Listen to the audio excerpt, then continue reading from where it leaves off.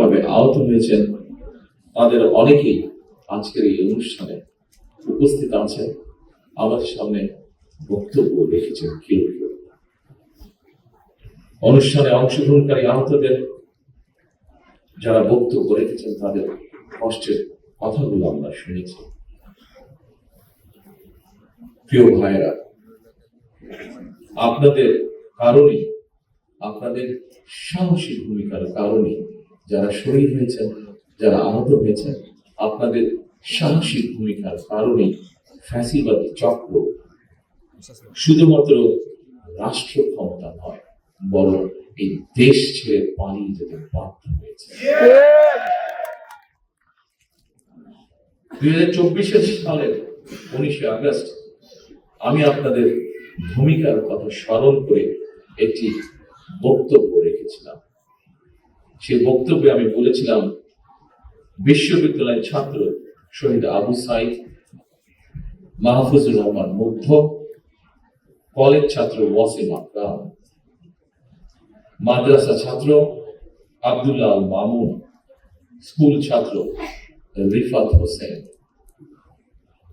কুমিল্লার আইনজীবী আবুল কালাম, চুয়াডাঙ্গার রাজমিস্ত্রি উজ্জ্বল হোসেন, নোয়াখালীর দোকান কর্মচারী আসিফ, বরগুনার ওষুধ কোম্পানির সেলসম্যান আল আমিন, পাবনার গাড়ি চালক আরাফাত হোসেন, মিরপুরের গুলিবিদ্ধ 22 বছর বয়সী মুত্তাকিন, দোকান কর্মচারী আতিকুল, অষ্টম শ্রেণীর শিক্ষার্থী তামিমের মতন অনেকের হাত কিংবা পা কেটে ফেলতে হয়েছে। গণহত্যা থেকে 6 বছরের শিশু লিয়া গোপাও কিন্তু রেহাই পায়নি সেদিন।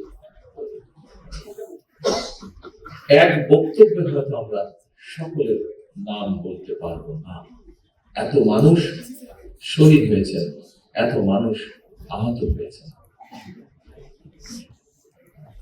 ফ্যাসিবাদ শাসন শোষণের বিরুদ্ধে 2024 সালের গণ অভ্যুত্থানে দল, মত, ধর্ম, বর্ণ নির্বিশেষে দেশের স্বাধীনতা প্রিয় গণতান্ত্রিক আমি প্রত্যেকটি সেক্টরের প্রতিটি শ্রেণী পেশার মানুষ সেদিন রাজপথে নেমে এসেছে। সেদিনকার যত ছবি উঠেছে, ক্যামেরায় বন্দি যত ছবি উঠেছে, প্রত্যেকটি ছবি এই কথা। 2024 সালের আন্দোলন কোন ব্যক্তি, দল বা গোষ্ঠী নয়।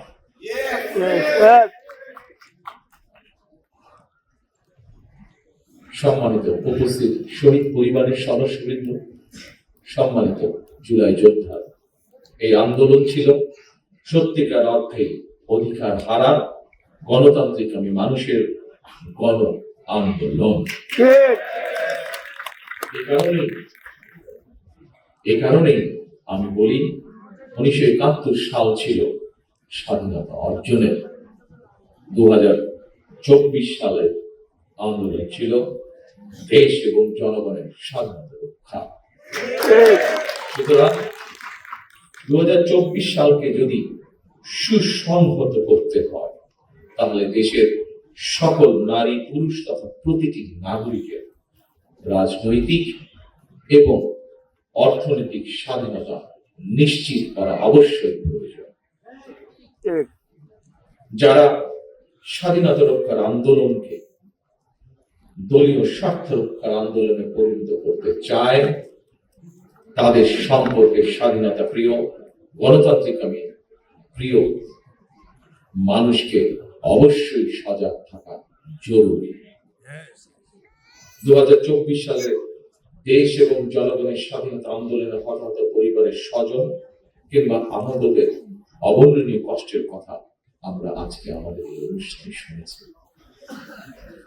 তাদের এই কষ্ট কোনো কিছু দিয়ে মোচন করা সম্ভব নয়, কারণ আমিও জানি স্বজন হারানোর বেদনা কতটুকু। কোনো কিছু দিয়ে কষ্ট মোচন করা যায় না।